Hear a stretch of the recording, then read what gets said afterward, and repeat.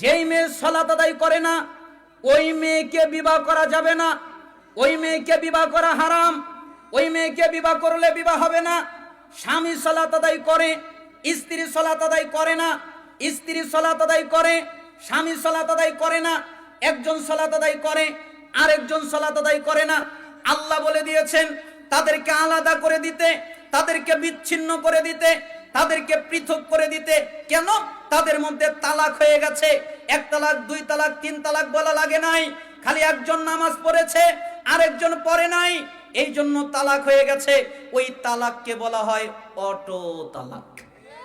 কি তালাক? অটো তালাক। এক তালাক, দুই তালাক, তিন তালাক বলা লাগে না। খালি স্বামী পড়ে স্ত্রী পড়ে না, স্ত্রী পড়ে স্বামী পড়ে না, তাহলে তাদের বিবাহ থাকে না, তাদের বিবাহ বিচ্ছিন্ন হয়ে যায়, তাদের তালাক হয়ে যায়। এজন্য বলছিলাম যে কোনো মূল্যে সালাত আদায় করতেই হবে। যারা